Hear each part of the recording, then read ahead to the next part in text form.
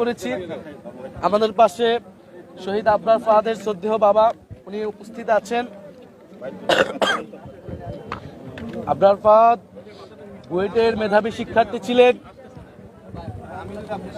এবং আমরা জানি যে 2019 সালের 7ই অক্টোবর আবরার ফাহাদ বুয়েটের হলে সন্ত্রাসী সংগঠন ফ্যাসিস্ট সংগঠন ছাত্রলীগ দ্বারা নির্যাতিত হয়ে মৃত্যুবরণ করেন।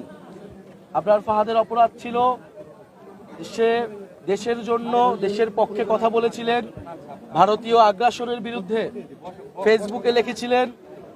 বাংলাদেশের সাথে যে চুক্তি করা হয়েছিল, ফেনী নদীর চুক্তি করা হয়েছিল, যেখানে বাংলাদেশের স্বার্থ ক্ষুণ্ণ করা হয়েছিল, এরকম বাংলাদেশের স্বার্থের পক্ষে আবরার ফাহাদ কথা বলেছিলেন দেখে আবরার ফাহাদকে ভারতীয় তাবেদার সংগঠন ফ্যাসিস্ট সংগঠন ছাত্রলীগ সারা রাত নির্মম নির্যাতন আধিপত্যবাদ বিরোধী এবং সন্ত্রাস বিরোধী আন্দোলন গড়ে তুলেছিলাম।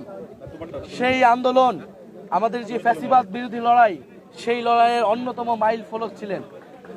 2018 কোটা সংস্কার নিরাপদ সড়কের পরে 19 সালের এই যে আবরার হত্যা কিন্তু একটা বড় ঘটনা ছিল আমাদের জাতীয় রাজনীতিতে।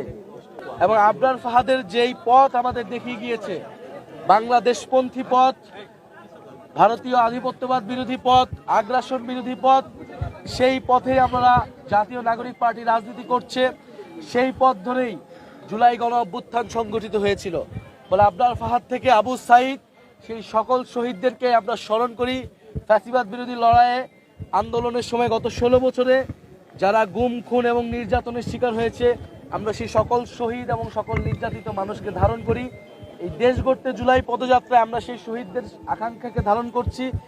সেই শহীদরা যেই স্বপ্নের বাংলাদেশ দেখেছিল, যেই স্বাধীন সার্বভৌম মর্যাদার বাংলাদেশ স্বপ্ন দেখেছিল, যে বাংলাদেশপন্থী রাজনীতির উত্থান তারা করতে চেয়েছিল, আমরা সেই রাজনীতি করতে চাই।